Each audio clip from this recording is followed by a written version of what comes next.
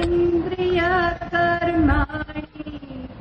प्राणकर्माणि चापरे आत्मसंयमयोऽग्नग्नो जुह्वति ज्ञानदीपते। और दूसरे योगीजन संपूर्ण इंद्रियों की चेष्टाओं को तथा प्राणों को व्यापार को ज्ञान से प्रकाशित हुई परमात्मा में स्थित योगाग्नि में हवन करते हैं।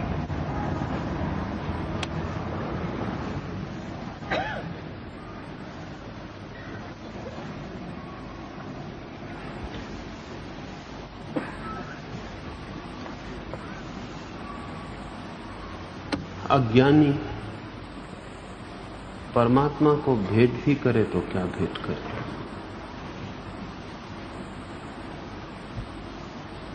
अज्ञानी न परमात्मा को जानता न स्वयं को जानता, न उसे उसका पता है जिसे भेंट करनी है, न उसका पता है जिसे भेंट करनी है। स्वभावतः उसे ये भी पता नहीं है कि क्या भेंट करना। अज्ञानी जिन चीजों से आसक्त होता उन्हीं को परमात्मा की भेंट भी कराता है।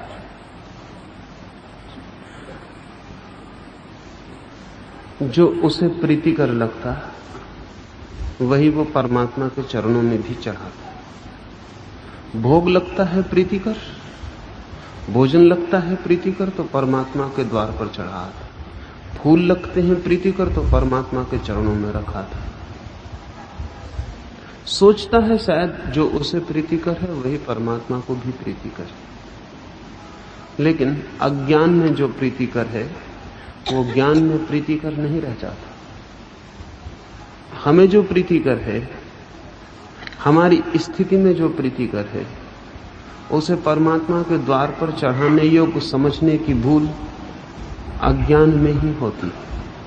कृष्ण कहते हैं इस सूत्र में कि ज्ञानी जन, योगी जन अपनी इंद्रियों को ही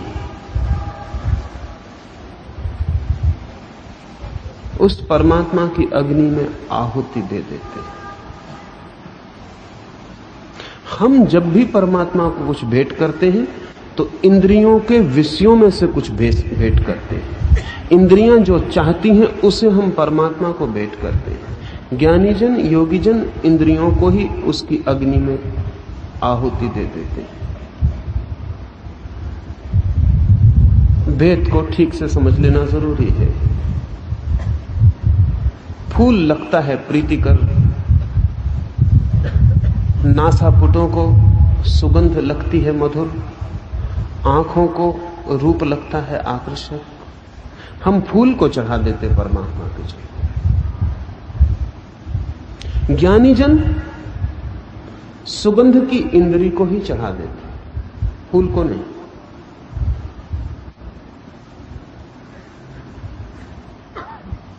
हमें भोजन लगता है प्रीतिकर, स्वाद लगता है मधुर, हम स्वादिष्ट फलों को, मिष्ठान्नों को परमात्मा के द्वार पर रख देते। ज्ञानी जन, योगी जन स्वाद को ही, स्वादिष्ट को नहीं, स्वाद को ही उसकी अग्नि में समर्पित कर देते। इंद्रियों को ही,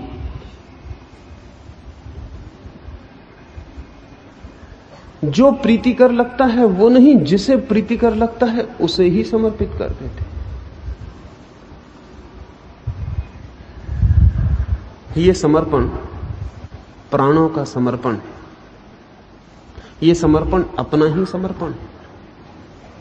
क्योंकि हम जिसे अब तक जानते हैं स्वयं का होना, वो हमारी इंद्रियों के जोड़ के अतिरिक्त और कुछ भी नहीं। हम जिसे कहते हैं अपनी अस्मिता, अपना होना, अपना बीइंग, वो हमारी इंद्रियों के जोड़ के अतिरिक्त और कुछ भी नहीं। और जब कोई अपनी समस्त इंद्रियों को, अपने समस्त जोड़ को परमात्मा को चढ़ा देता, तो पीछे चढ़ाने वाला और जिसको चढ़ाया गया वो दोनों एक ही हो जाते हैं, क्योंकि पीछे परमात्मा ही बचता है। अगर हम अपनी सारी इंद्रियां परमात्मा को चढ़ा दें तो हमारे भीतर सिवाय परमात्मा के फिर और कोई भी नहीं बचता। इंद्रियों के द्वारा हम संसार से जुड़ते हैं। इंद्रियां हमारे उपकरण हैं संसार से संयुक्त होने के।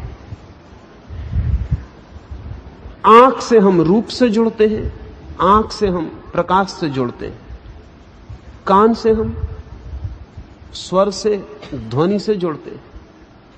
ऐसे हमारी पांचों इंद्रियों के द्वार से हम संसार से जुड़ते हैं। इंद्रियों से जाएं तो संसार में पहुंच जाएंगे, इंद्रियों को छोड़कर जाएं तो परमात्मा में पहुंच जाएंगे। इंद्रियां द्वार हैं संसार की तरफ। अगर इंद्रियों से लौट आए पीछे तो परमात्मा में पहुंच जाएंगे। जो सीढ़ी मकान के नीचे लाती है वही सीढ़ी मकान के ऊपर भी ले जाती। जो रास्ता आपको यहां तक ले आया वही रास्ता आपको वापस आपके घर तक भी ले जाए। लेकिन यहां आते समय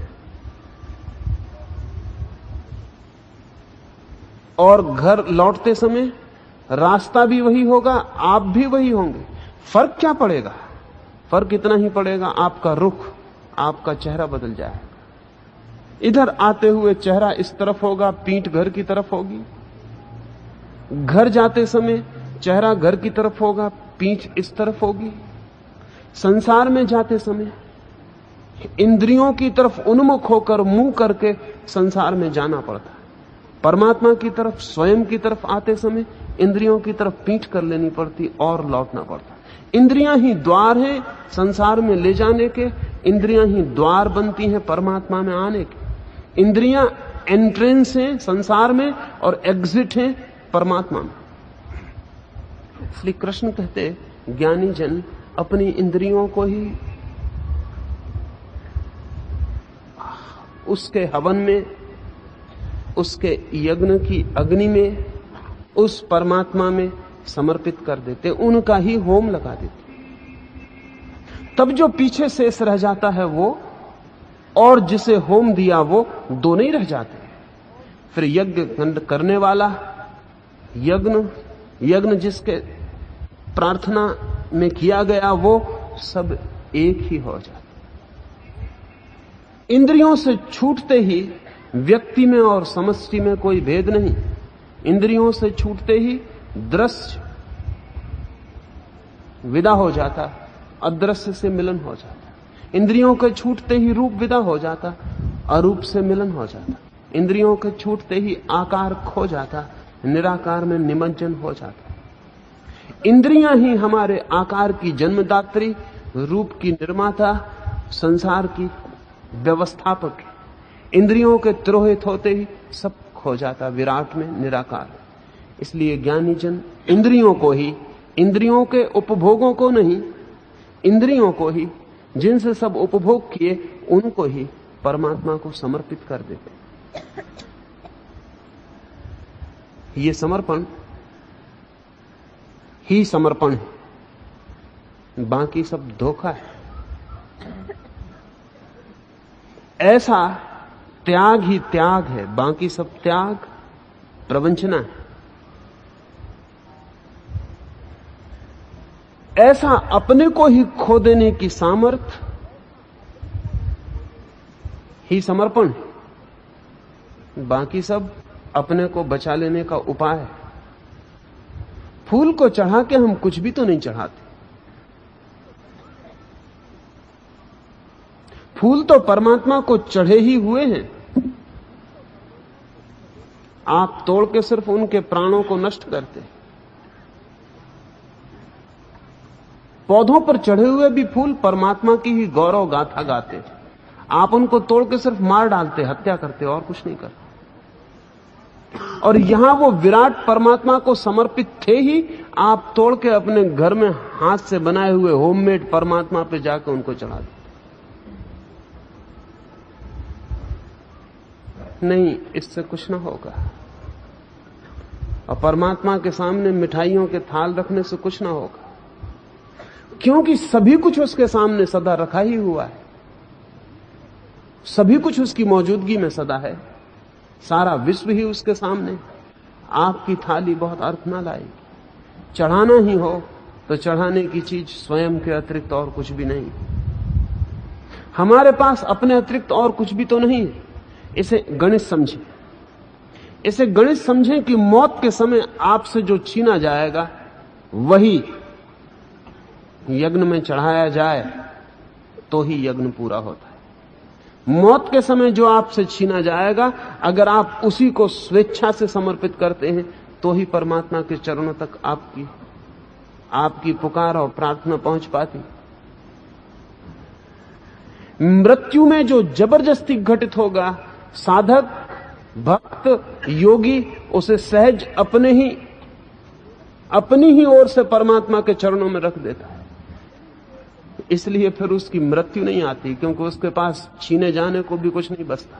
इंद्रियां उसने दे दी जो छीन सकती थी, और शरीर इंद्रियों का जोड़, शरीर भी दे दिया उसने जो छीन सकता था। और अहंकार सारे इंद्रियों के अनुभव का संघट, इंद्रियों के साथ वो भी गया।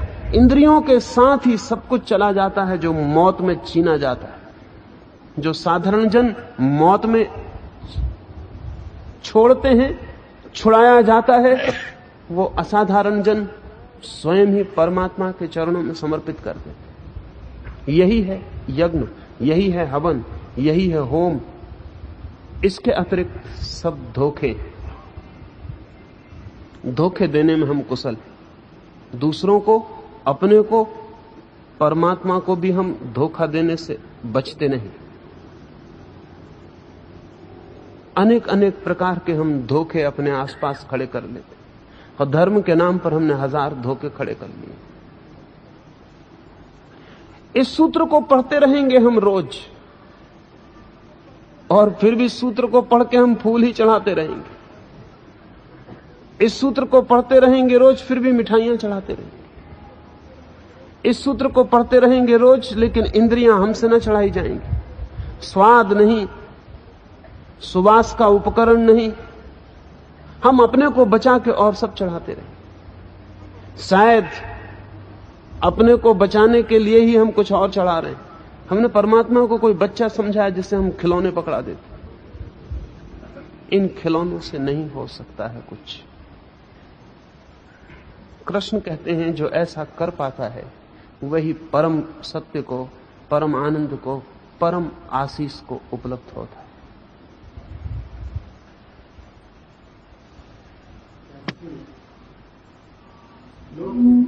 कहा गया है ज्ञान से प्रकाशित हुई परमात्मा में स्थिति रूप योगाग्नि में है, इसमें योगाग्नि का करने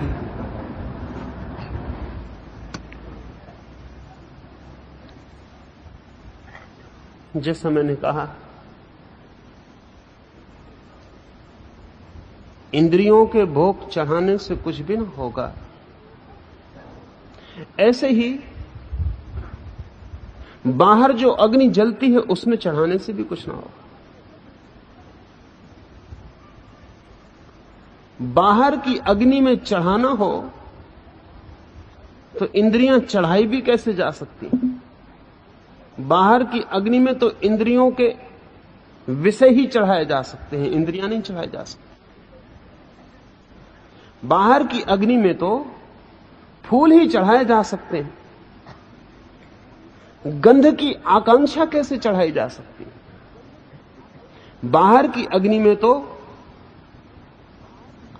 आकृत वस्तुएं ही चढ़ाई जा सकती हैं, आकार देने वाली दृष्टि कैसे चढ़ाई जा सकती है?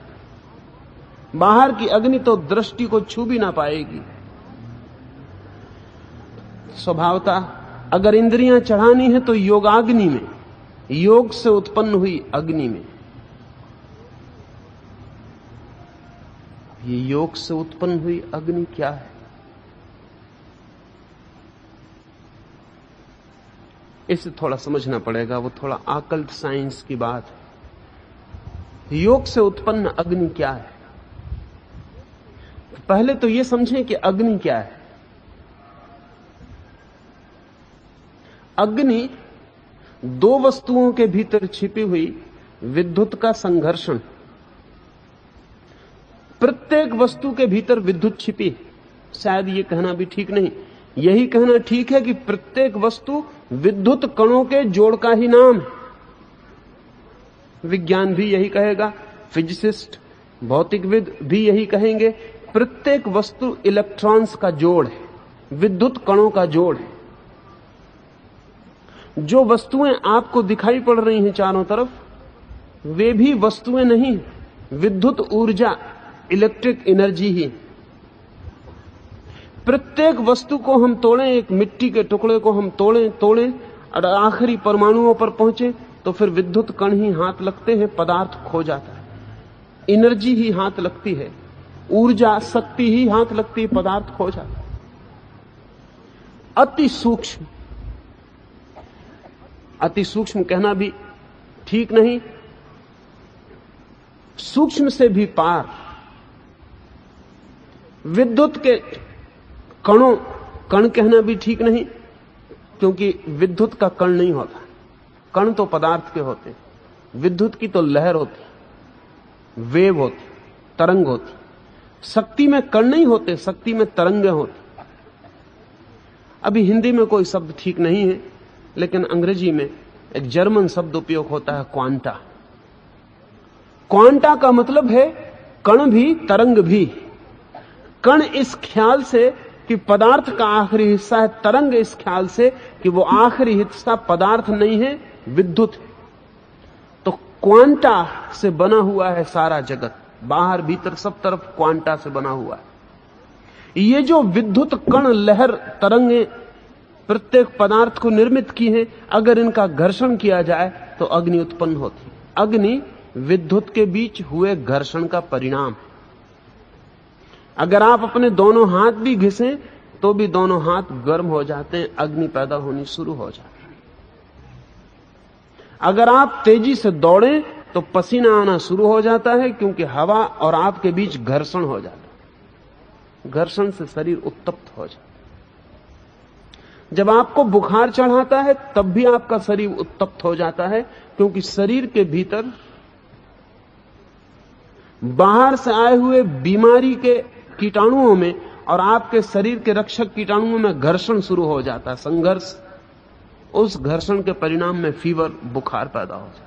बुखार कोई बीमारी नहीं है, केवल बीमारी की सूचना है कि शरीर के भीतर गहरा संघर्ष छिड़ा हुआ है, इसलिए शरीर उत्तप्त हो जाता है।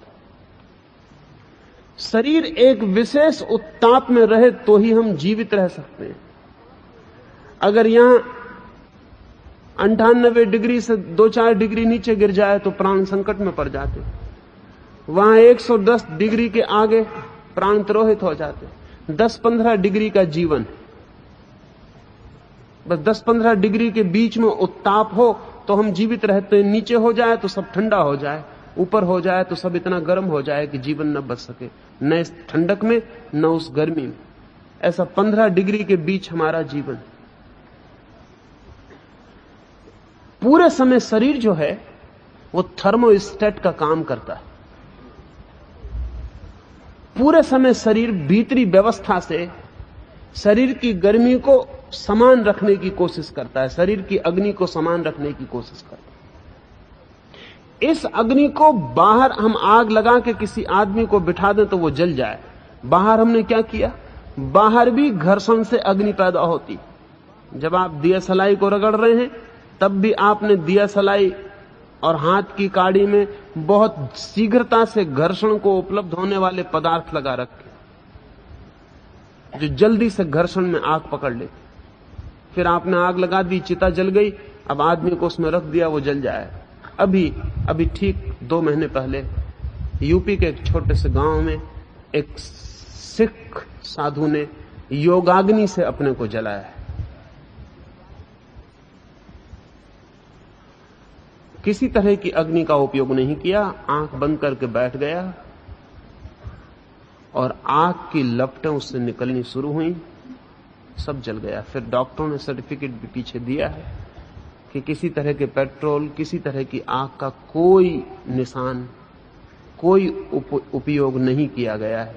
अग्नि अनजाने स्रोत से, डॉक्टर्स ने जो लिखा है, अनजाने स्रोत से भीतर से ही पैदा हुई है, बाहर से कोई अग्नि का लक्षण नहीं, राख हो गया आदमी।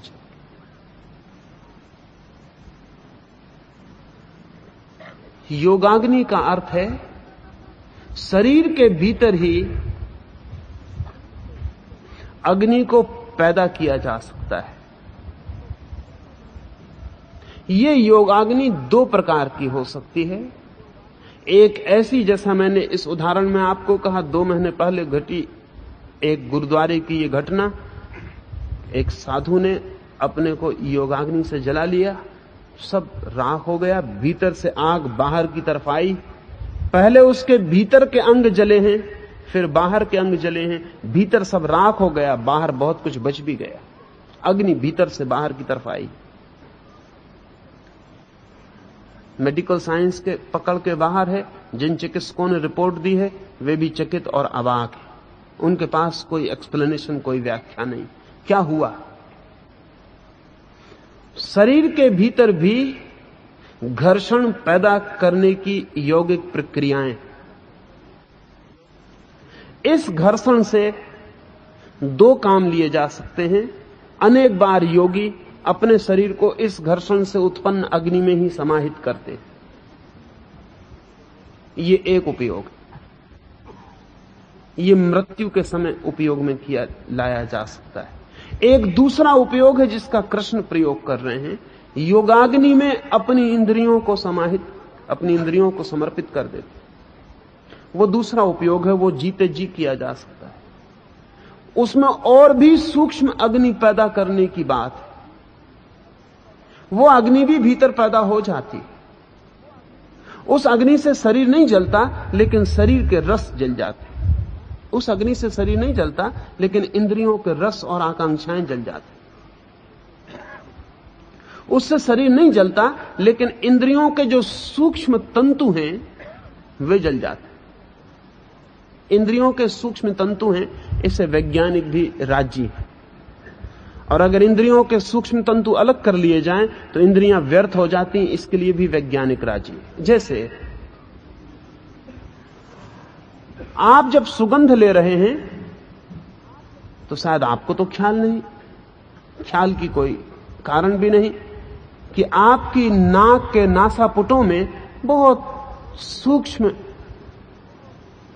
सुगंध को पकड़ने वाली, सुगंध की तरंगों को पकड़ने वाले कण। जब आप सर्दी जुकाम में होते हैं आपको सुगंध नहीं आती। क्यों? आपके पास नाक पूरी की पूरी है, नासापुट पूरे हैं, सुगंध कहां खो गई?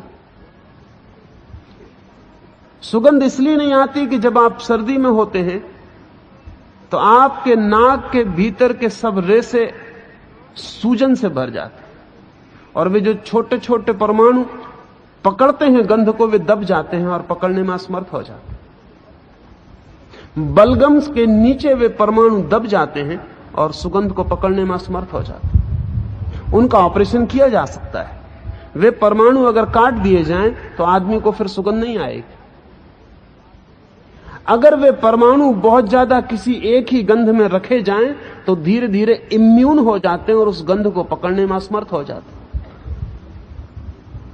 इसलिए अगर एक आदमी पाखाना ढोता रहता है जिंदगी भर तो उसे पाखाने में गंध आनी बंद हो जाती।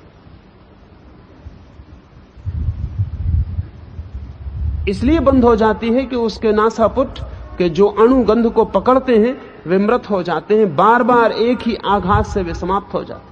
अगर आप नई साबुन खरीद के लाते हैं तो पहले दिन गंध आती है, दूसरे दिन कम, तीसरे दिन कम, चौथे दिन विदा हो जाती। शायद आप सोचते होंगे कि साबुन के ऊपर ही गंध थी, तो आप गलती में 3-4 दिन में आप इम्यून हो जाते। आपको फिर गंध का पता नहीं चलता है। ये जो सूक्ष्म परमाणु हैं ये योगाग्नि से जलाए जा सकते हैं। ये भीतर ही जल कर राख हो जाते, इनका फिर पता ही नहीं चलता।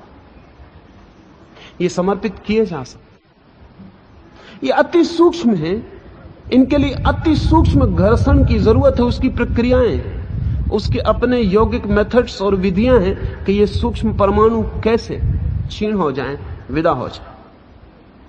लेकिन इनको विदा करने के पहले की अनिवार्य शर्त पूरी होनी जरूरी है, अन्यथा योगाग्नि पैदा नहीं होती। वो पहले सूत्रों में कृष्ण ने कहा है, आसक्ति रहे, इंद्रियों के रस से मुक्त, संयमी, इंद्रियों और विषयों के बीच जिसने सेतु को तोड़ा, ऐसे व्यक्ति की चर्चा पहले सूत्रों में की गई है। उसके बाद योगाग्नि की बात कही जा रही। ऐसा व्यक्ति योगाग्नि पैदा कर सकता है और भीतर से ही बिना किसी बाह्य सहायता के उन सारे सूक्ष्म अणुओं को समर्पित कर देता है उस अग्नि में, जिनके कारण इंद्रियां आंतरिक सक्रियता लेती। अभी इस पर बहुत केमिकल खोज भी चलती और आधुनिक बायोकेमिस्ट्री, जीव रसायन इस पर बड़े काम करती है। क्यों? क्योंकि बहुत सी बातें पकड़ में आनी शुरू हुई। जैसे ये पकड़ में आना शुरू हुआ कि खास प्रकार का रासायनिक द्रव्य अगर शरीर में ना हो तो आदमी क्रोध नहीं कर सकता। एड्रिनल अगर इस तत्व को, जो कि बहुत थोड़ी सी मात्रा में शरीर में किन्हीं किन्हीं ग्रंथियों के भीतर छिपा है, अगर उसे अलग कर दिया जाए तो आदमी क्रोध नहीं कर सकता। पावलोव ने बहुत से कुत्तों के एड्रिनल ग्लैंड्स को काट डाला। कुत्ते जो जंगली थे, खूंखार थे, जरा सी बात में जी जान ले सकते और दे सकते थे, उनका एड्रिनल द्रव्य अलग कर देने के बाद वे कुत्ते और सब तरह से स्वस्थ हैं, वही के वही हैं, ऊपर से कोई अंतर नहीं। 2, 4, 10 बूंदों का रासायनिक द्रव्य उनके भीतर से अलग कर लिया गया। फिर आप उनको कितना ही सताइए, कोंचिए, टोंचिए, परेशान करिए, वो भौंक भी नहीं सकते।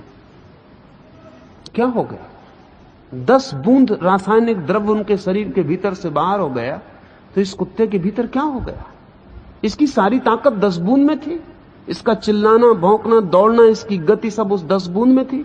वैज्ञानिक कहते हैं उसी 10 बूंद में थी। वैज्ञानिक इसे ऊपर से अलग कर सकते हैं, इसलिए बड़ा खतरा भी है।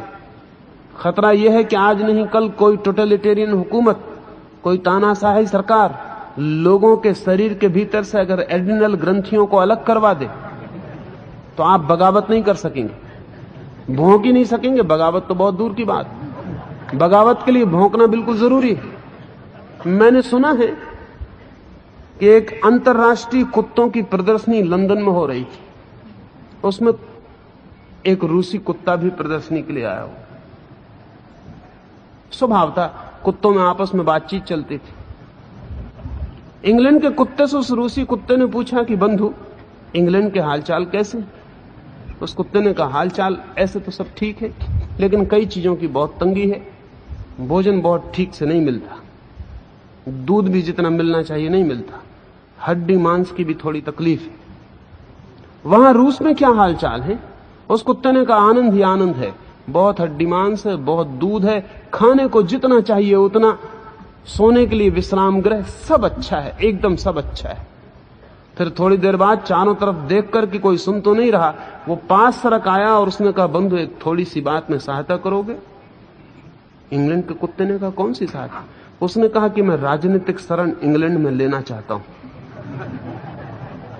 पर उस इंग्लैंड के कुत्ते ने पूछा, तुम्हें तो वहां सब सुख है, तुम यहां किस लिए आना चाहते हो? मैं तो मन में सोच रहा था, दुर्भाग्य हमारा कि यहां इंग्लैंड में पैदा हुए, रूस में पैदा होते तो बेहतर था। उसने कहा, और सब तो सुख है, लेकिन भौंकने की आजादी बिल्कुल नहीं। तो सुखों का भी क्या करेंगे? उस कुत्ते ने कहा, जब भौंक ही नहीं सकते, सब बेकार। यहां राजनीतिक शरण अगर दिलवाने में कुछ सहायता कर सको तो अब मैं लौट के नहीं जाना चाहता।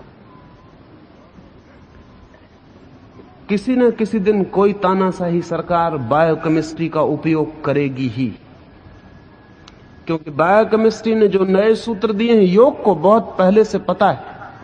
लेकिन योग से कभी खतरा नहीं हो सकता था, क्योंकि दूसरा आदमी आपके ऊपर कुछ नहीं करता था, आप अपने ऊपर कुछ करते थे। बायोकेमिस्ट्री कहती है, अब जैसे सेक्स हार्मोन्स खोज लिए गए, एक बूढ़े आदमी को भी अगर सेक्स हार्मोन के इंजेक्शन दे दिए जाएं तो वो जवान की तरह सेक्सुअली पोटेंट हो जाता है, वो जवान आदमी की तरह कामोत्तेजक शक्तियों से भर जाता है। और अगर जवान के भीतर से भी सेक्स हार्मोन्स अलग कर लिए जाएं तो वो बूढ़ी की तरह शिथिल और काम शक्ति में एकदम दीन हो जाए। आप देखते हैं रास्ते पे चलते हुए बैल को और सांड को, फर्क कुछ भी नहीं है, थोड़े से हार्मोन्स का फर्क। बैल के हार्मोन काट दिए गए, उसके हार्मोन विकसित नहीं हो पाए, उसके सेक्स हार्मोन तोड़ दिए गए हैं। सांड के सेक्स हार्मोन मौजूद है। 10 बैल एक सांड के मुकाबले भी कुछ नहीं। किसी दिन कोई तानाशाही सरकार आदमियों की हालत बैलों जैसी कर दे सकती। बायोकेमिस्ट्री जो आज कह रही है कि शरीर के भीतर रासायनिक द्रव्य हैं बहुत सूक्ष्म मात्रा में, जिनके अंतर से, बाहर से भी अंतर करने से व्यक्ति के भीतर अंतर पैदा होता है, योग बहुत पहले से जानता है इस सत्य को। और योगाग्नि उस प्रक्रिया का नाम है जिसके द्वारा इन भीतरी रासायनिक व्यवस्था में अंतर पैदा किया जाता है। अब इस योगाग्नि को पैदा करने की बहुत विधियां हैं। इसे 2-3 संक्षिप्त बात आपसे कहूं जिससे ख्याल में आ जाए ये योगाग्नि कैसे पैदा हो। कभी आपने ख्याल किया कि अगर आप उपवास करें तो आपके भीतर शीतलता खो जाती, सब रूखा रूखा हो जाए, ड्राइनेस पैदा हो जाए। और अगर आप पानी भी न पिए और तभी उपवास पूरा है, अगर आप खाना न लें और पानी पीते रहें तो उपवास बिल्कुल अधूरा है। अगर आप पानी भी ना लें, भोजन भी ना लें, तो एक विशेष समय की सीमा के बाद शरीर उस हालत में हो जाता है जिस हालत में सूखी लकड़ियां होती। गीली लकड़ी को ईंधन नहीं बनाया जा सकता, आग कम पैदा होती, धुआं ज्यादा पैदा होता। सूखी लकड़ी चाहिए। उपवास का प्रयोग योगाग्नि पैदा करने के लिए, शरीर को सुखाने के लिए किया गया था। विशेष उपवास की प्रक्रिया के बाद शरीर उस हालत में आ जाता है कि समस्त भीतरी शरीर की व्यवस्था सूखी, ड्राई हो जाती। उसमें जरा से ही प्रयोग से अग्नि पैदा हो जाती, जरा से ही प्रयोग से। तो एक तो उपवास योगाग्नि पैदा करने की प्रक्रिया का अनिवार्य अंग था। दूसरा,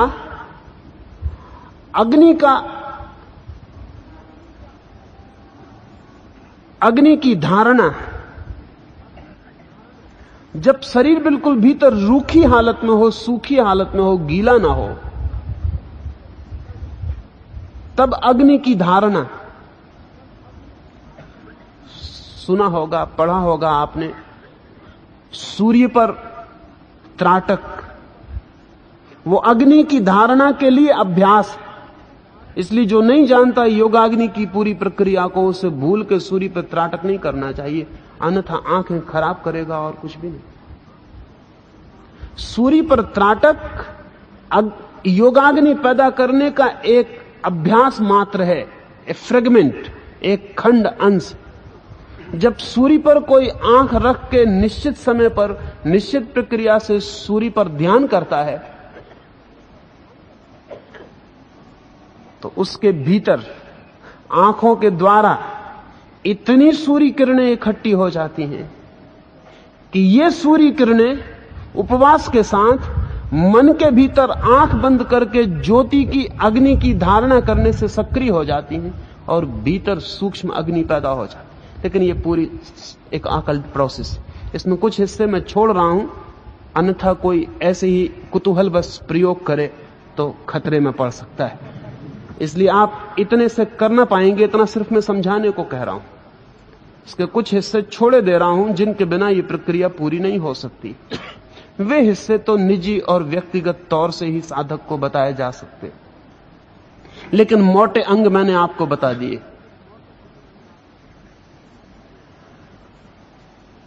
जब भीतर अग्नि पैदा होती तो उसके 2 प्रयोग हो सकते हैं। या तो इंद्रियों के सूक्ष्म रस को समर्पित कर दिया जाए उस अग्नि में, तो व्यक्ति पूरी तरह जीवित होगा लेकिन पूरा रूपांतरित हो जाए, दूसरा ही हो जाएगा। और इस अग्नि का अंततः मृत्यु के समय भी उपयोग किया जा सकता है, तब शरीर को पूरा ही समर्पित किया जा सकता है। कृष्ण ने इसलिए साधारण अग्नि की बात नहीं कही, योगाग्नि की बात कही कि योगाग्नि में अपनी इंद्रियों को समर्पित कर दे जो, वो मुक्त, वो समस्त बंधनों के बाहर हो जाए।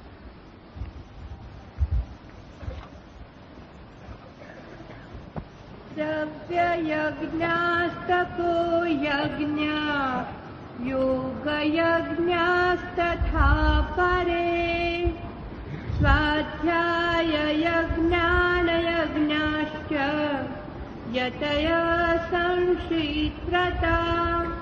और दूसरे कई पुरुष ईश्वर अर्पण बुद्धि से लोक सेवा में द्रव्य लगाने वाले हैं, वैसे ही कई पुरुष स्वधर्म पालन रूप तप यज्ञ को करने वाले हैं और कई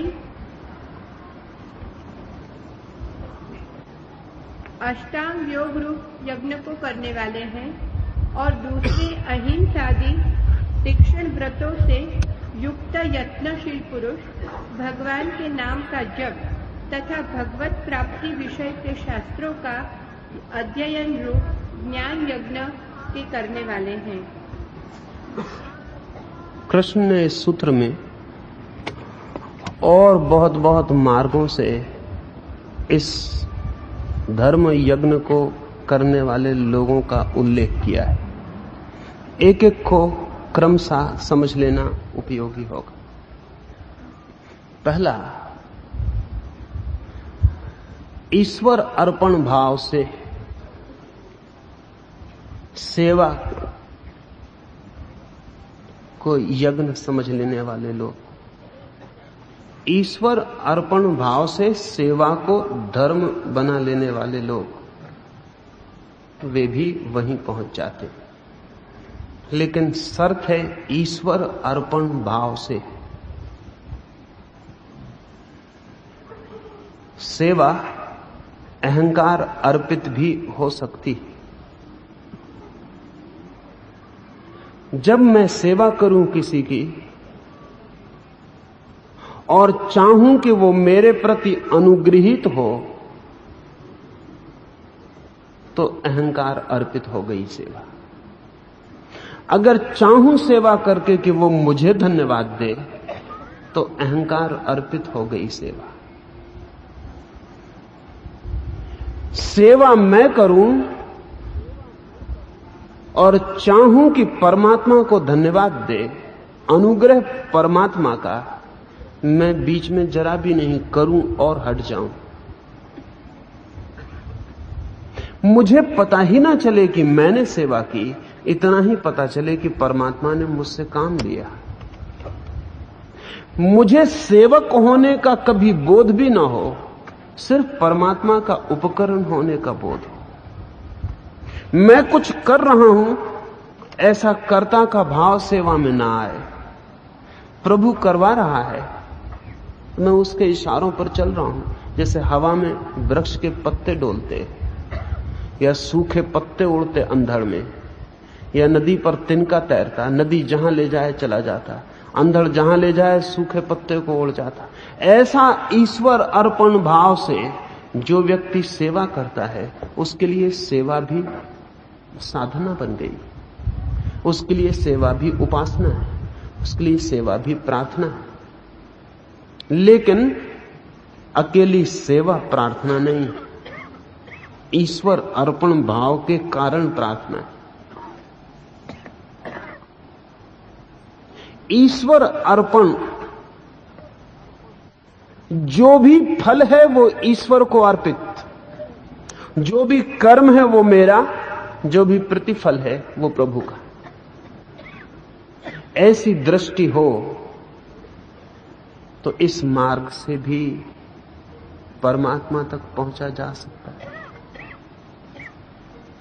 सरल दिखती है बात, योगाग्नि की बात तो बहुत कठिन दिखती, लेकिन आपसे मैं कहूं योगाग्नि की बात सरल, ईश्वर अर्पण की बात कठिन।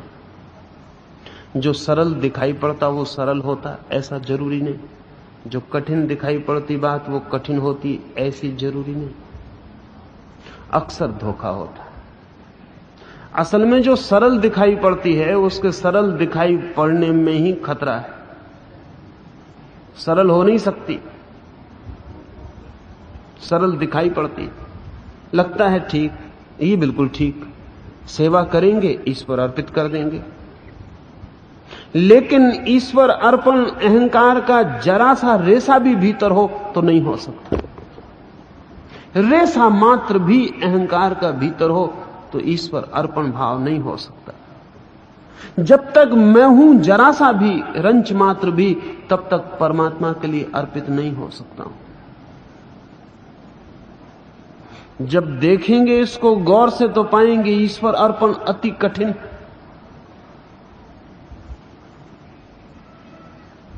करने में मैं प्रवेश कर जाता है,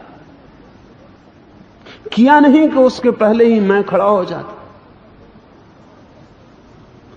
रास्ते पे जा रहे हैं, पता भी नहीं होता, किसी का छाता गिर गया हाथ से, आप उठा के दे देते हैं, तब पता भी नहीं होता कि कहीं कोई अहंकार है कि सेवा कर रहा हूं, कुछ पता नहीं होता। स्पॉन्टेनियस, सहज किसी का छाता गिरा, आपने उठाया, लेकिन वो आदमी छाता बगल में दबाया, आपको बिल्कुल ना देखे और अपने रास्ते पे चला गया। तब फौरन पता चलता है कि अरे इस आदमी ने धन्यवाद भी ना कहा। माना कि पहले से धन्यवाद की कोई आकांक्षा ना थी, सोचा भी ना था, लेकिन रही होगी जरूर गहरे में कहीं, अन्यथा पीछे कहां से आ जाएगी। जो बीज में नहीं है वो वृक्ष में आ नहीं सकता, जो पहले से नहीं है वो पीछे प्रकट नहीं हो सकता, जो गर्भ में नहीं है उसका जन्म नहीं हो सकता। हां, गर्भ में दिखाई नहीं पड़ता, जन्म होता है तो दिखाई पड़ता है। मां अगर गर्भवती नहीं है तो जन्म नहीं दे सकती। प्रेग्नेंट होना चाहिए, जो भी प्रकट होता है वो पहले प्रेग्नेंट, पहले पीछे गर्भ में होना चाहिए। दिया था छाता उठा के, तब जरा भी तो ख्याल नहीं था कि मैं धन्यवाद मांगूंगा कि चाहूंगा, जरा भी ख्याल नहीं था। प्रेग्नेंट थे आप, गर्भ में थी बात, कुछ पता न था। दिया छाता उठा के, अगर उसने धन्यवाद दे दिया तो भी पता नहीं चलेगा, प्रसन्न होकर अपने रास्ते पे चले जाएंगे। लेकिन अगर वो धन्यवाद ना दे, चुपचाप छाता बगल में ले और ऐसा चल पड़े जैसे आप थे ही नहीं,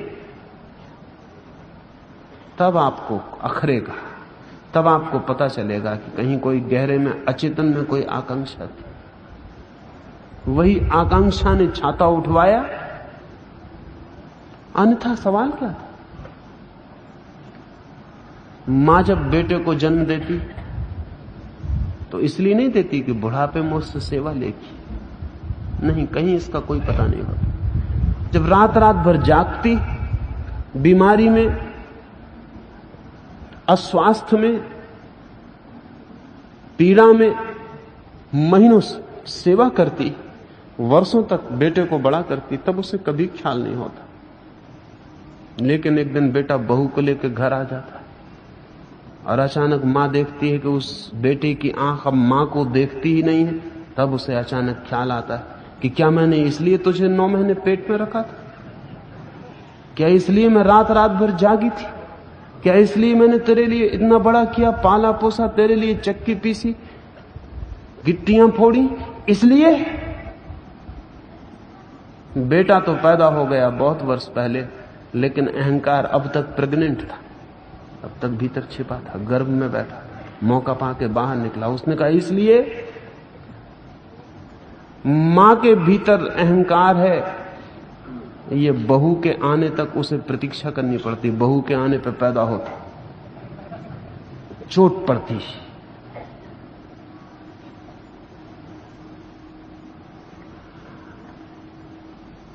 रहा भीतर, अन्यथा आ नहीं जाएगा। सेवक तो बहुत हैं दुनिया में, कृष्ण उनकी बात नहीं कर रहे। सेवक जरूरत से ज्यादा है, हमेशा हाथ जोड़े खड़े रहते हैं कि सेवा का कोई अवसर, लेकिन जरा सोच समझ के सेवा का अवसर देना। क्योंकि जो आदमी पैर पकड़ता है वो सिर्फ गर्दन पकड़ने की शुरुआत है। जब भी कोई कहे सेवा के लिए तैयार है, तब कहना इतनी ही कृपा करो कि सेवा मत करो, क्योंकि पैर तुम पकड़ोगे फिर गर्दन हम कैसे छुड़ाएंगे। फिर वो धन्यवाद मांगता नहीं, धन्यवाद देता है कि आपने सेवा करने दी, अनुग्रहित हो। अनुग्रह है आपका कि सेवा करने दी, क्योंकि मेरी प्रार्थना, मेरी साधना, मेरी आराधना पूरी हो सकी। परमात्मा सब ओर दिखाई पड़ने लगे तो सेवा प्रभु अर्पित हो सकती, या भीतर अहंकार बिल्कुल न रह जाए तो सेवा प्रभु अर्पित हो सकती। प्रभु अर्पण की कीमिया योगाग्नि से कम कठिन नहीं, ज्यादा ही कठिन। योगाग्नि तो टेक्निकल, उसका तो तकनीक है। तकनीक अगर पूरा किया जाए तो योगाग्नि पैदा होगी ही, लेकिन प्रभु अर्पण तकनीकल नहीं है। प्रभु अर्पण बड़ी भाव की उद्भावना है, बड़े भाव का जन्म है। टेक्नोलॉजी से उसका संबंध नहीं है, टेक्निक से उसका संबंध नहीं है। टेक्निक के लिए तो कठिन से कठिन चीज सरल हो सकती, क्योंकि टेक्निक विकसित किया जा सकता है, लेकिन भाव अर्पण के लिए कोई टेक्निक विकसित नहीं हो सकता। उसके लिए तो समझ चाहिए। और ध्यान रहे, ना समझ आदमी भी टेक्नीशियन हो सकता है। अगर योगाग्नि की कला पूरी कोई सीख ले तो कोई भी जो कला पूरी सीख गया योगाग्नि पैदा कर सकता है। कितनी ही कठिन हो, फिर भी बहुत कठिन नहीं। लेकिन भाव समाधि, ईश्वर अर्पण बड़ी अंडरस्टैंडिंग, बड़ी गहरी समझ की बात है। और समझ की गहरी अर्थात एक तो वो समझ है जो बुद्धि से आती, वो बहुत गहरी नहीं होती। एक और समझ है जो हृदय से आती। ईश्वर अर्पण बुद्धि से कभी भी नहीं हो सकता, ये भी ख्याल में रख लें। ईश्वर अर्पण बुद्धि से कभी नहीं हो सकता, क्योंकि बुद्धि कभी भी अहंकार के पार नहीं जाती। बुद्धि सदा कहती है मैं, कभी कभी हृदय कहता है तू, बुद्धि तो सदा कहती है मैं। इसलिए जब भी आप प्रेम में होते हैं तब बुद्धि को छुट्टी दे देनी पड़ती, क्योंकि तू कहने का क्षण आ गया, अब हृदय से कहना पड़ता। इसलिए बुद्धिमान से बुद्धिमान आदमी प्रेम के क्षणों में बुद्धिमान नहीं होता।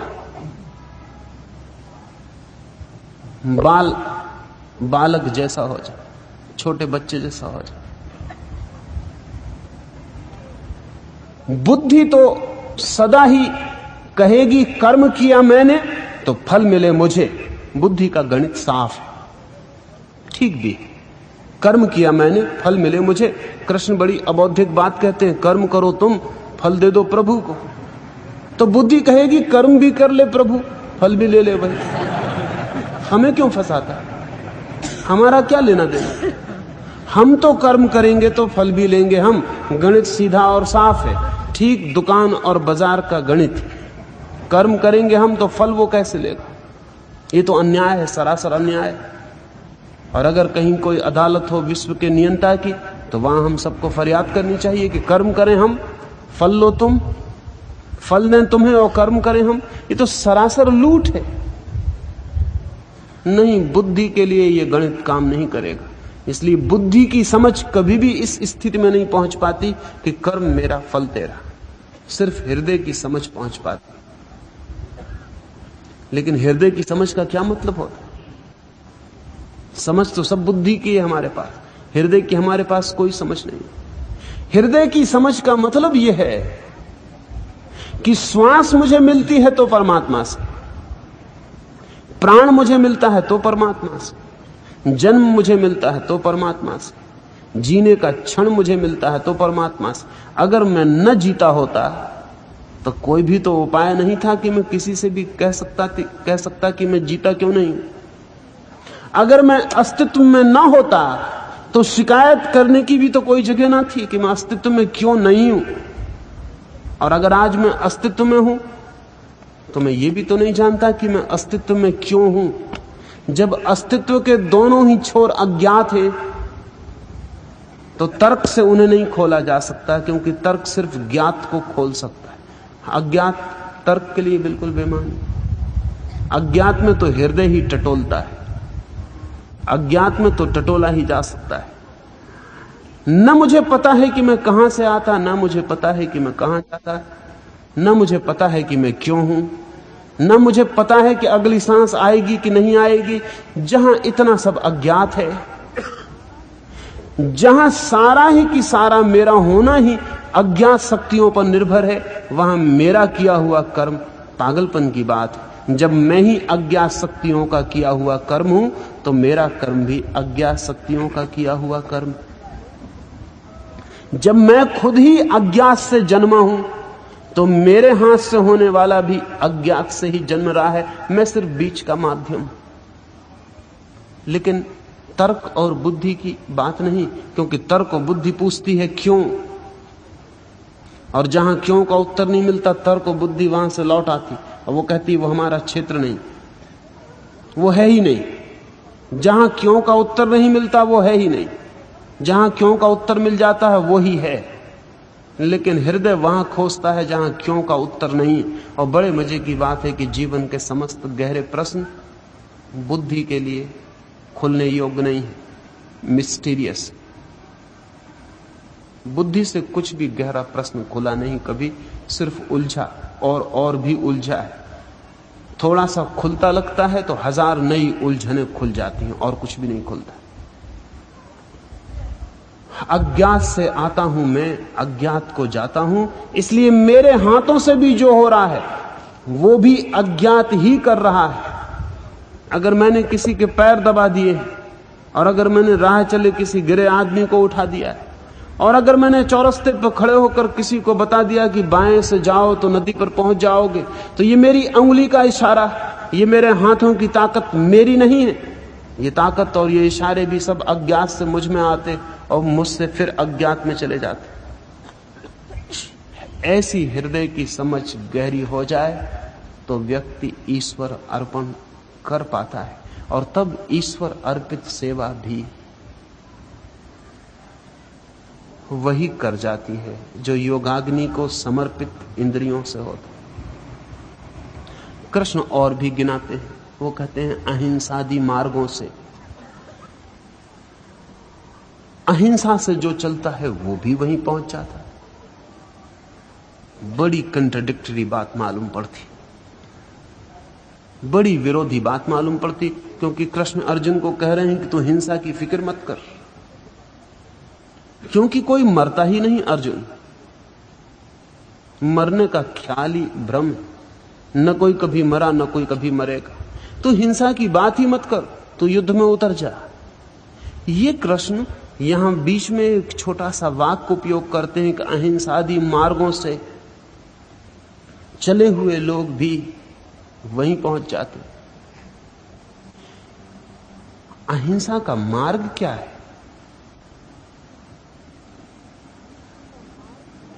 अहिंसा का मार्ग क्या यह है कि मैं किसी को न मारूं? अगर यह है तो कृष्ण की बात फिर उल्टी है जो उन्होंने पहले कही उससे। फिर तो कृष्ण जो बता रहे हैं वो हिंसा का मार्ग बता रहे हैं। नहीं, अहिंसा के मार्ग का अर्थ बहुत गहरा है, जितना कि अहिंसक कभी भी नहीं समझ पाता। अहिंसक, तथाकथित अहिंसक जो समझते हैं कि वो नॉन वायलेंट अहिंसा, नॉन वायलेंस के मानने वाले हैं, उनको भी पता नहीं कि अहिंसा का क्या अर्थ। किसी महावीर को कभी पता होता है कि अहिंसा का क्या अर्थ। अहिंसा का यह अर्थ नहीं है कि तुम किसी को मत मारो, क्योंकि अगर अहिंसा का यह मतलब है कि तुम किसी को मत मारो, तब तो अहिंसा का यह मतलब हुआ कि आत्मा मर सकती। महावीर तो निरंतर चिल्ला के कहते हैं कि आत्मा अमर। जब महावीर कहते हैं आत्मा अमर है, तो तुम मार ही कैसे सकते हो? जब मार ही नहीं सकते हो तो हिंसा की बात ही कहां रही। हां, इतना ही कर सकते हो कि शरीर और आत्मा को अलग कर दो, तो शरीर सदा से मरा हुआ है और आत्मा कभी मरी हुई नहीं है। तो मरे हुए को गैर मरे हुए से अगर किसी ने अलग भी कर दिया तो हर्जा क्या है? कुछ भी तो हर्ज नहीं है।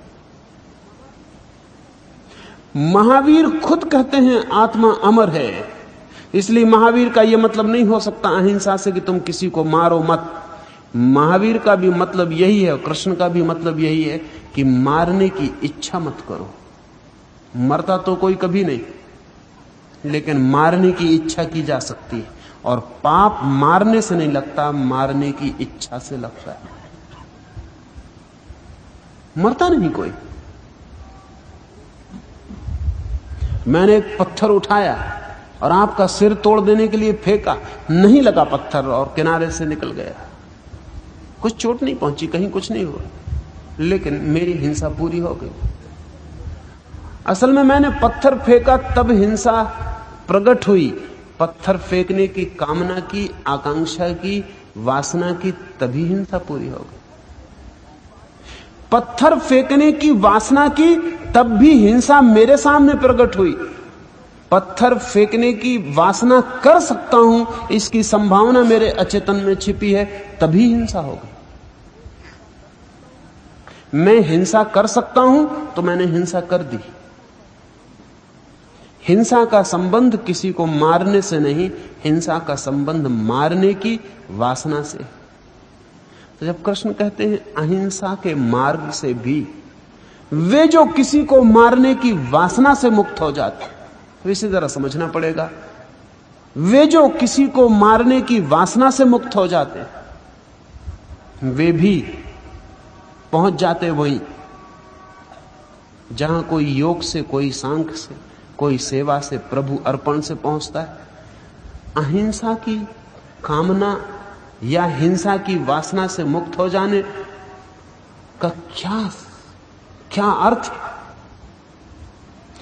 बहुत मजे की बात है कि सारे भिन्न भिन्न मार्ग बहुत गहरे में कहीं एक ही मूल से जुड़े होते। जब तक मनुष्य के मन में इंद्रियों का लोभ है, तब तक हिंसा से मुक्ति असंभव है। जब तक आदमी इंद्रियों को तृप्त करने के लिए विक्षिप्त है, तब तक हिंसा से मुक्ति असंभव है। इंद्रियां पूरे समय हिंसा कर रही हैं। जब आपकी आंख किसी के शरीर पर वासना बन जाती, तब हिंसा हो जाती, तब आपने बलात्कार कर लिया। अदालत में नहीं पकड़े जा सकते हैं आप, क्योंकि अदालत के पास आंखों से किए गए बलात्कार को पकड़ने का अब तक कोई उपाय नहीं।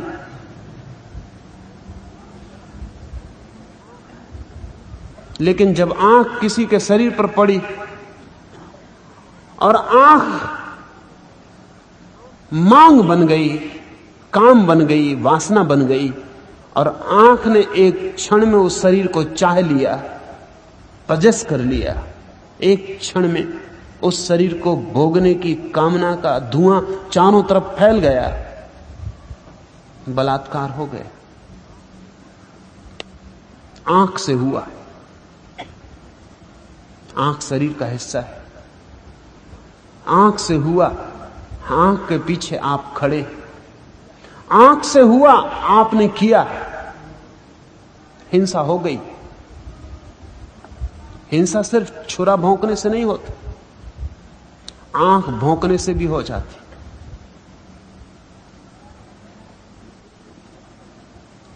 इंद्रियां जब तक आतुर हैं भोगने को, तब तक हिंसा जारी रहती। इंद्रियां जब भोगने को आतुर नहीं रहती, तभी हिंसा से छुटकारा। जिसे हम हिंसा कहते हैं वो कब पैदा होती? ये सूक्ष्म हिंसा छोड़े, जिसे हम हिंसा कहते हैं स्थूल, वो कब पैदा होती? वो तभी पैदा होती है जब आपकी किसी कामना में अवरोध आ जाता, अटकाव आ जाता, तभी पैदा होती। अगर आप किसी के शरीर को भोगना चाहते हैं और कोई दूसरा बीच में आ जाता है या जिसका शरीर है वो ही बीच में आ जाता है कि नहीं भोगने देंगे, तब हिंसा शुरू होती। जब भी आपकी इंद्रियां भोगने के लिए कहीं कब्जा मांगती हैं और कब्जा नहीं मिल पाता, तभी हिंसा शुरू हो जाती, स्थूल हिंसा शुरू हो जाती। सूक्ष्म हिंसा पहले, भाव हिंसा पहले, फिर हिंसा सक्रिय होती और स्थूल बन जाती। कृष्ण कहते हैं अहिंसा के मार्ग से भी, अर्थात इंद्रियों से जिसने अब मांगना छोड़ दिया, इंद्रियां जिसके भिक्षा पात्र ना रही, इंद्रियों से जिसने छेदना छोड़ दिया, इंद्रियां जिसके शस्त्र ना रही, इंद्रियों से जिसने आक्रमण छोड़ दिया। महावीर का बहुत कीमती शब्द यहां ख्याल में रख लेना उपयोगी होगा। महावीर ध्यान के पहले प्रतिक्रमण शब्द का उपयोग करते। ध्यान में जाना हो तो पहले प्रतिक्रमण। कभी आपने सोचा है कि प्रतिक्रमण का मतलब होता है आक्रमण से उल्टा? आक्रमण का मतलब है दूसरे पे हमला, प्रतिक्रमण का मतलब है आक्रमण की सारी शक्तियों को अपने में वापस लौटा ले जाना।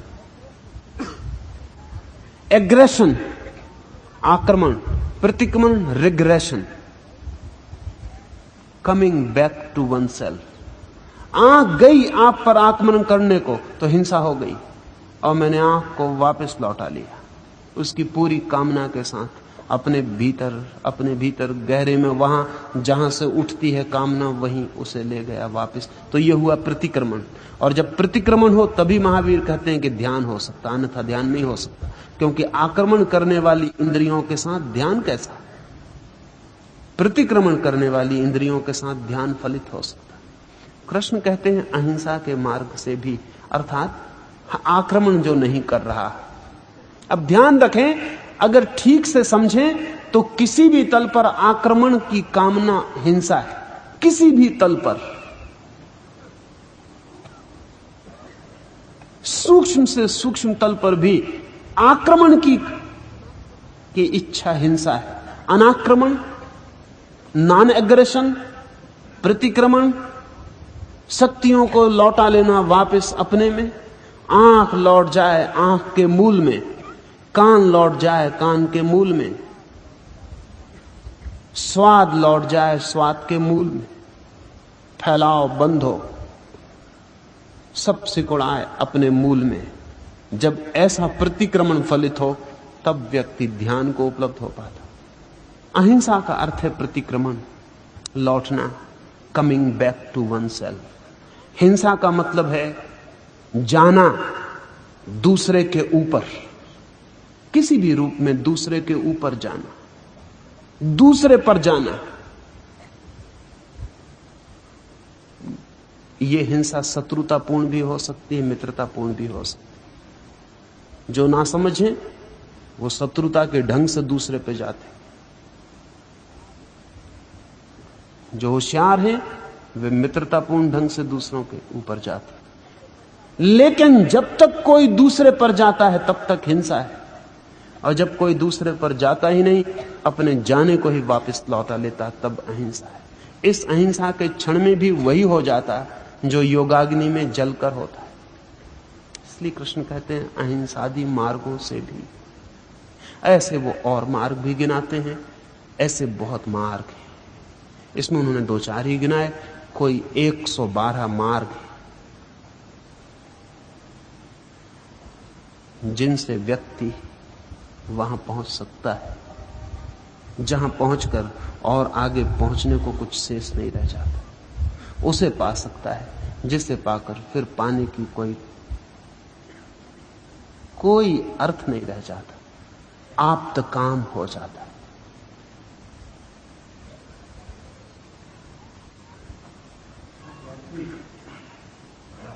लोग ही नए रूटीन करने से पहले एक निवेदन है।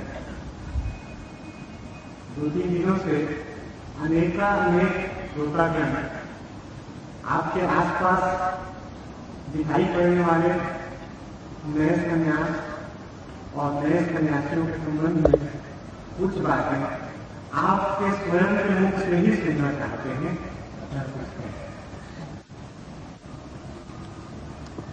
ये जो भी मैं कह रहा हूं सन्यास के संबंध में ही कह रहा हूं। ये सारी गीता सन्यास का ही विवरण।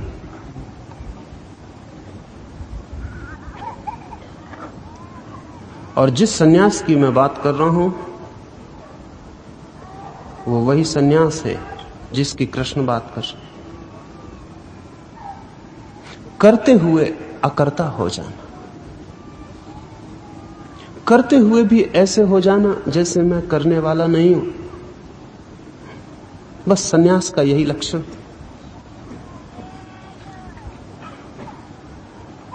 ग्रस्त का क्या लक्षण है? ग्रस्त का लक्षण है हर चीज में कर्ता हो जाना। सन्यासी का लक्षण हर चीज में अकर्ता हो जाना। सन्यास जीवन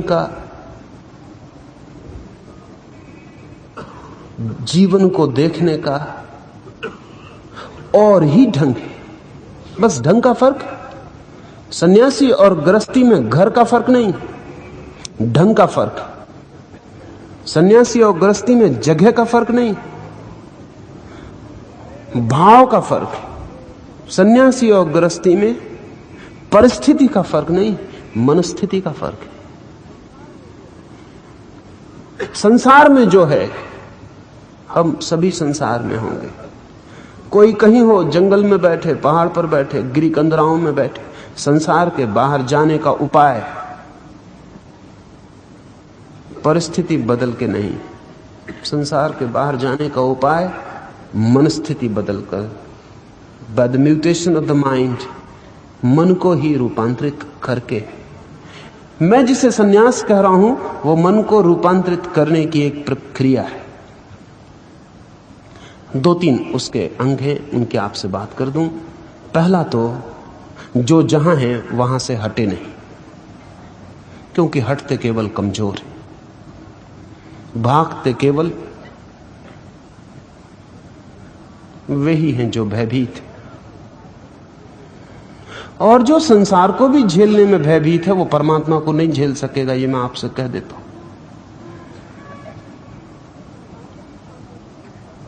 जो संसार का ही सामना करने में डर रहा है वो परमात्मा का सामना कर पाएगा? नहीं कर पाएगा, ये मैं आपसे कहता हूं। संसार जैसी कमजोर चीज जिससे डरा देती, परमात्मा जैसा विराट जब सामने आएगा तो उसकी आंखें ही जब जाएंगी, वो ऐसा भागेगा कि फिर लौट कर देखेगा भी नहीं।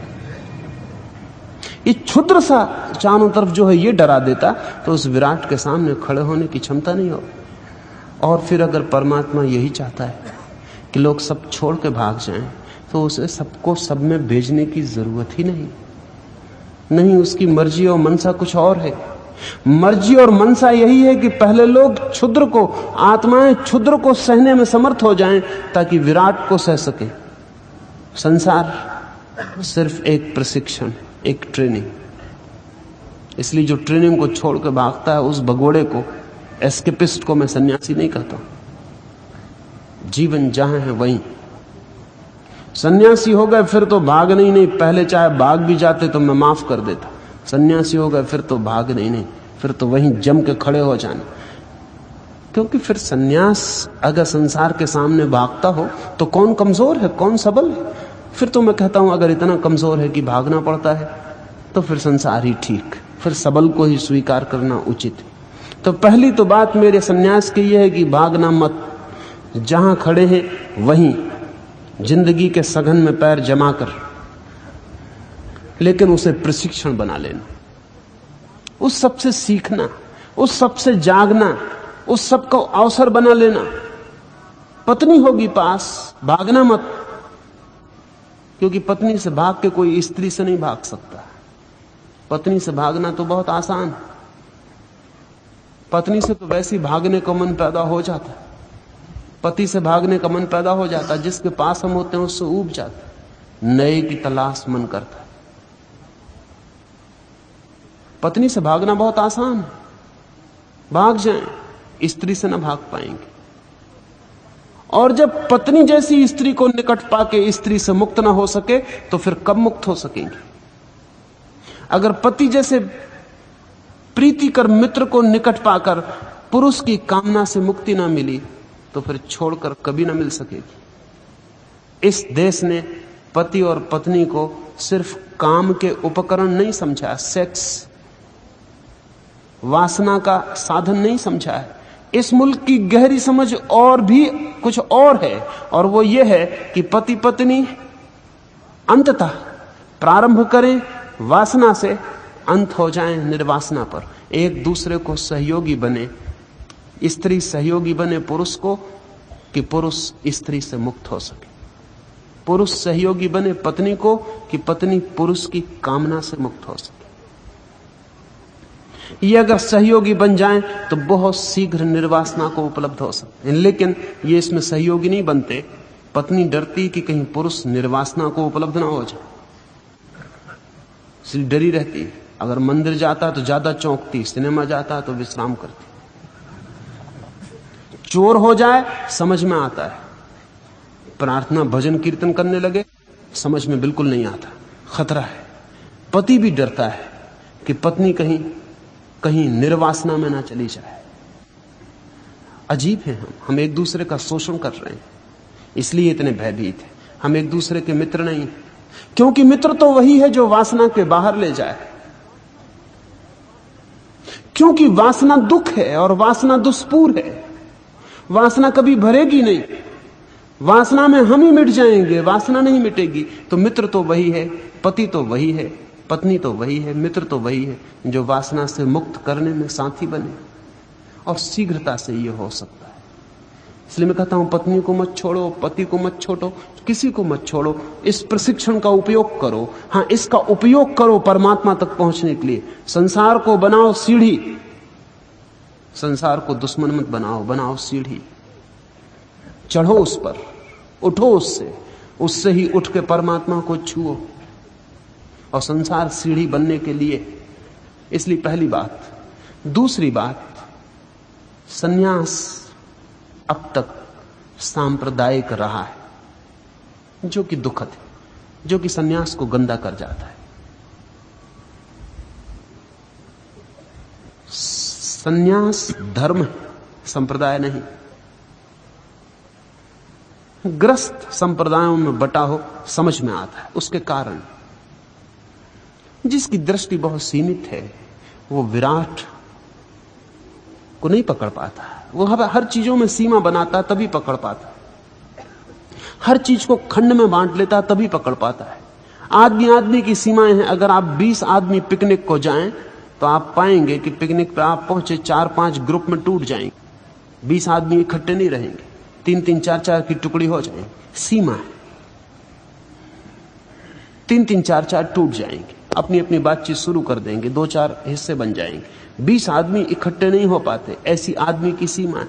सारी मनुष्यता एक है, ये साधारण आदमी की सीमा के बाहर है सोचना। सब मंदिर, सब मस्जिद उसी परमात्मा के हैं, ये सोचना मुश्किल। साधारण की सीमा के लिए कठिन होगा, लेकिन सन्यासी असाधारण होने की घोषणा है। तो दूसरी बात, सन्यास धर्म में प्रवेश, हिंदू धर्म में नहीं, मुसलमान धर्म में नहीं, ईसाई धर्म में नहीं, जैन धर्म में नहीं, धर्म में। इसका क्या मतलब हुआ? खिलाफ नहीं, इस्लाम धर्म के खिलाफ नहीं, जैन धर्म के खिलाफ नहीं। वो जो जैन धर्म में धर्म है उसके पक्ष में, और वो जो जैन है उसके खिलाफ। और वो जो हिंदू धर्म में धर्म है उसके पक्ष में, और वो जो हिंदू है उसके खिलाफ। और वो जो इस्लाम धर्म में धर्म है उसके पक्ष में, और वो जो इस्लाम है उसके खिलाफ। सीमाओं के खिलाफ और असीम के पक्ष में, आकार के खिलाफ और निराकार के पक्ष में। सन्यासी किसी धर्म का नहीं, सिर्फ धर्म का है। वो मस्जिद में ठहरे, मंदिर में ठहरे, कुरान पढ़े, गीता पढ़े, महावीर, बुद्ध, लाओस से, नानक, जिससे उसका प्रेम हो प्रेम करे, लेकिन से वो प्रेम कर रहा है। ये दूसरों के खिलाफ घृणा का कारण नहीं, बल्कि ये प्रेम भी उसकी सीढ़ी बनेगी उस अनंत में छलांग लगाने के लिए। जिसमें सब एक हो जाते। नानक को बनाए सीढ़ी बनाए, बुद्ध मोहम्मद को बनाना चाहे मोहम्मद को बनाए, कूद जाए वहीं से, पर कूदना है अनंत में। और ये अनंत का स्मरण रहे तो इस पृथ्वी पर दो घटनाएं घट सकती हैं। सन्यासी जहां है वहीं रहे तो करोड़ों सन्यासी सारी पृथ्वी पर हो सकते हैं। सन्यासी छोड़ के भागे तो ध्यान रखना, भविष्य में 20 साल 25 साल के बाद इस सदी के पूरे होते होते सन्यास अपराध होगा, क्रिमिनल एक्ट हो जाए। आधी दुनिया में हो गया। आज रूस और चीन में कोई सन्यासी होकर नहीं रह सकता, क्योंकि वो कहते हैं जो करेगा मेहनत वो खाएगा, जो मेहनत नहीं करेगा वो शोषक, एक्सप्लॉइटर, उसको हटाओ, वो अपराधी। बिखर गई। चीन में बड़ी गहरी परंपरा थी सन्यास की, बिखर गई, टूट गई, मोनेस्ट्रीज उखड़ गई। तिब्बत गया, शायद पृथ्वी पर सबसे ज्यादा गहरे सन्यास के प्रयोग तिब्बत ने किए थे, लेकिन सब मिट्टी मिट्टी हो गया। हिंदुस्तान में भी ज्यादा देर नहीं लगेगी। लेनिन ने कहा था 1920 में कि कम्युनिज्म का रास्ता मास्को से पेकिंग और पेकिंग से कलकत्ता होता हुआ लंदन जा। लेनिन की भविष्यवाणी सही होने का डर। सन्यास अब तो एक ही तरह बच सकता है कि सन्यासी स्वनिर्भर हो, समाज पर किसी पर निर्भर होकर न जिए। तो तभी हो सकता है स्वनिर्भर जब वो संसार में हो, भागे ना, अन्यथा स्वनिर्भर कैसे हो सकता। थाईलैंड में 4 करोड़ की आबादी है, 20 लाख सन्यासी हैं।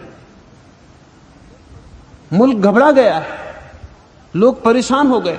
20 लाख लोगों को 4 करोड़ की आबादी कैसे खिलाए, कैसे पिलाए, क्या करे। अदालतें विचार करती हैं कानून बनाने का, संसद निर्णय लेती है कि कोई सख्त नियम बनाओ कि आज्ञा सरकार से लेना पड़े, उसमें भी रुष्वत हो जाएगी। उसमें भी जो रुष्वत लगा सकेगा वो सन्यासी हो जाए। सन्यासी होने के लिए रुष्वत देनी पड़ेगी कि सरकारी लाइसेंस लेना पड़ेगा। फिर सन्यास का सुगंध, सन्यास की स्वतंत्रता कहां रह जाए। इसलिए मैं ये देखता हूं भविष्य को ध्यान में रख के भी कि अब एक सन्यास का नया अभियान होना चाहिए, जिसमें कि सन्यासी घर में होगा, गृहस्थ होगा, पति होगा, पिता होगा, भाई होगा, शिक्षक, दुकानदार, मजदूर, वो जो है वही होगा, सबका होगा। सब धर्म उसके अपने होंगे, सिर्फ धार्मिक होगा। धर्मों से सिर्फ फायदा कम हुआ, नुकसान ज्यादा हुआ। जब देखो तब धर्म के नाम पर खून बहता, और जिस धर्म के नाम पर खून बहता हो, अगर बच्चे उस धर्म को इंकार कर दें, और जिन पंडितों की बकवास से खून बहता हो, अगर बच्चे उन पंडितों को ही इंकार कर दें और कहें कि बंद करो तुम्हारी किताबें, तुम्हारे कुरान और गीताएं अब नहीं चाहिए, तो कुछ आश्चर्य तो नहीं है, स्वाभाविक है ये बंद करना पड़े। ये बंद तभी हो सकता है, एक ही रास्ता है इसका, और वो रास्ता ये है कि सन्यास का फूल इतना ऊंचा उठे सीमाओं से कि सब धर्म उसके अपने हो जाएं और कोई एक धर्म उसका अपना ना रहे। तो हम इस पृथ्वी को जोड़ सकते हैं। अब तक धर्मों ने तोड़ा, उसे कहीं से जोड़ना पड़े। प्रार्थना नहीं हो चर्च में करे, मंदिर में तो मंदिर में, स्थानक में तो स्थानक में, मस्जिद में तो मस्जिद में, उसे जहां जो करना हो करे, लेकिन वो अपने मन से संप्रदाय का विशेषण अलग कर दे, मुक्त हो जाए, सिर्फ सन्यासी हो जाए, सिर्फ धर्म का हो जाए। ये दूसरी बात। और तीसरी बात, मेरे सन्यास में सिर्फ एक अनिवार्यता है, एक अनिवार्य शर्त है, और वो है ध्यान। बाकी कोई व्रत नियम ऊपर से मैं थोपने के लिए राजी नहीं हूं, क्योंकि जो भी व्रत और नियम ऊपर से थोपे जाते हैं वे पाखंड का निर्माण कर देते हैं। सिर्फ ध्यान का टेक्निक सन्यासी सीख। अनुभव का सार निचोड़ यह है कि जो ध्यान में गहरा उतर जाए वो योगाग्नि में ही गहरा उतर रहा है। उसकी वृत्तियां भस्म हो जाती, उसकी इंद्रियों के रस खो जाते, वो धीरे धीरे सहज सहज, जबरदस्ती नहीं, बलात् नहीं, सहज रूपांतरित होता चला जाता। उसके भीतर से ही सब बदल जाता, उसके बाहर के सब संबंध वैसे ही बने रहते, वो भीतर से बदल जाता, इसलिए सारी दुनिया उसके लिए बदल जाती। ध्यान के अतिरिक्त सन्यासी के लिए और कोई अनिवार्यता नहीं। कपड़े आप देखते हैं, गैरिक सन्यासी पहने हुए हैं, ये मैंने सुबह स्मरण में रह सके इसलिए इन्हें गैरिक वस्त्र दे दिए। गैरिक वस्त्र भी जानकर दिए हैं, वे अग्नि के रंग के वस्त्र। भीतर भी ध्यान की अग्नि जलानी, उसमें सब जला डालना है। भीतर भी ध्यान का यज्ञ जलाना है, उसमें सब आहुति दे देनी। वो उनके गलों में आप मालाएं देख रहे हैं, उन मालाओं में 108 गुरिये, वो 108 ध्यान की विधियों के प्रतीक, और उन्हें स्मरण रखने के लिए दिया है कि वो भली भांति जाने कि चाहे अपने हाथ में एक ही गुरिया हो, लेकिन और 107 का स्मरण बना रहे 108 विधियों में, ताकि कभी उनके मन में ये ख्याल ना आए और कोई एकांगीपन न पकड़ जाए कि मेरा ही मार्ग, मैं जो हूं वही रास्ता पहुंचाता है। नहीं, सभी रास्ते पहुंचा देते, सभी रास्ते पहुंचा देते। उनके मालाओं में एक तस्वीर आप देख रहे हैं, शायद आपको भ्रम होगा कि मेरी है। मेरी बिल्कुल नहीं है, क्योंकि मेरी तस्वीर उतारने का कोई उपाय नहीं। तस्वीर किसी की उतारी नहीं जा सकती, सिर्फ शरीरों की उतारी जाती। मैं उनका गवाह हूं, इसलिए उन्होंने मेरे शरीर की तस्वीर लटका ली है। मैं सिर्फ गवाह हूं, गुरु नहीं हूं, क्योंकि मैं मानता हूं कि गुरु तो रेखाकृति लटकाए हुए हैं ताकि उनको स्मरण रहे कि उनके सन्यास में वो अकेले नहीं है, एक गवाह भी है, और उनके डूबने के साथ उनका गवाह भी डूबेगा। इस इतने स्मरण भर के लिए ध्यान में वो गहरे उतरे। ध्यान के बहुत रास्ते हैं, अभी उनको 2 रास्तों पर मैं प्रयोग करवा रहा हूं। दोनों रास्ते सिंक्रोनाइज कर सकें इस तरह के हैं, तालमेल हो सके इस तरह के हैं। एक ध्यान की प्रक्रिया मैं उनसे करवा रहा हूं जो कि प्रगाढ़तम प्रक्रिया है, बहुत विग्रस है और इस सदी के योग्य है। उस ध्यान की प्रक्रिया के साथ उनको कीर्तन और भजन के लिए भी कह रहा हूं, क्योंकि वो ध्यान की प्रक्रिया करने के बाद ऐसी वही कीर्तन ये है। इस भूल में आप मत पड़ना, क्योंकि जिस ध्यान के प्रयोग को वे कर रहे हैं उस प्रयोग के बाद ये कीर्तन कुछ और ही भीतर रस की धार छोड़ देता है। आप भी उस प्रयोग को ध्यान के करके इसे करेंगे, तब आपको पता चलेगा कि ये कीर्तन साधारण कीर्तन नहीं है।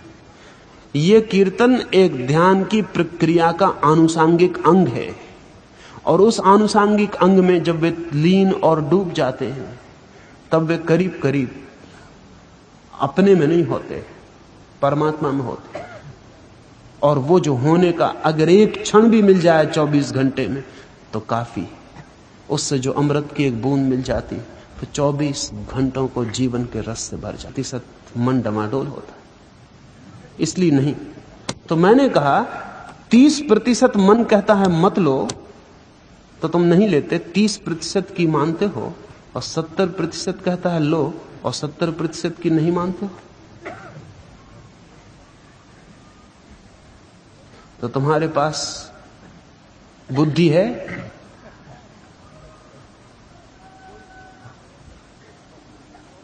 और कोई सोचता हो कि जब 100% 100% मन होगा तब लेंगे, तो मौत पहले आ जाएगी। 100% मरने के बाद होता है, इसके पहले कभी मन होता है। सिर्फ मरने के बाद जब आपकी लाश चढ़ाई जाती चिता पर, तब 100% मन के लिए रुकते। जब बेईमानी करते हैं तब 100% मन के लिए रुकते। कहते हैं कि अभी बेईमानी नहीं करूंगा क्योंकि अभी मन का एक हिस्सा कह रहा है मत करो, 100% हो जाने दो। लेकिन जब सन्यास का सवाल उठता तब 100% के लिए रुकते हैं। बेईमानी किसके साथ कर रहे हैं?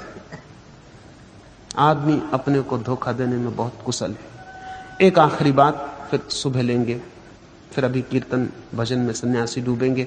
आपको भी निमंत्रण देता हूं, खड़े देखे मत। खड़े देख के कुछ पता नहीं चलेगा, लोग नाचते हुए दिखाई पड़ेंगे। डूबे उनके साथ तो पता चलेगा उनके भीतर क्या हो रहा है। वो रस की एक कण अगर आपको भी मिल जाए तो शायद आपकी जिंदगी में फर्क हो। सन्यास या शुभ का कोई भी ख्याल जब भी उठाए तब देर मत करना। नए मत पंथ की कोई जरूरत नहीं। बीमारियां ऐसे ही काफी हैं और एक बीमारी जोड़ने की कोई जरूरत नहीं। इसलिए आपसे कहता हूं, यह कोई संप्रदाय नहीं है। संप्रदाय बनता ही किसी के खिलाफ, संप्रदाय बनता ही किसी के खिलाफ। ये सन्यासी किसी के खिलाफ नहीं। ये सब धर्मों के भीतर जो सारभूत है उसके पक्ष में। कल तो एक परसों मुसलमान महिला ने सन्यास लिया, उसके 6 दिन पहले एक ईसाई युवक सुन रहा हूं। अगले वर्ष कुरान पर बोलूंगा, फिर बाइबल पर बोलूंगा, ताकि जो जो शुद्ध वहां है वो पूरी की पूरी बात मैं आपको कह दूं। जिसे जहां से लेना हो वहां से ले ले, जिसे जिस कुएं से पीना हो पानी पी ले, क्योंकि पानी एक ही सागर का है। कुएं का मोह भर ना करे, इतना भर ना कहे कि मेरे कुएं में ही पानी है और किसी के कुएं में पानी नहीं। फिर कोई संप्रदाय नहीं बनता, कोई मत नहीं बनता, कोई पंथ नहीं बनता। सोचें और स्फुरना लगती हो तो सन्यास में कदम रखें। जहां है वहीं, कुछ आपसे छीनता नहीं, आपके भीतर के व्यर्थ को ही तोड़ना है, सार्थक को वहीं रहने देना। फिर गीता पर सुबह बात करें।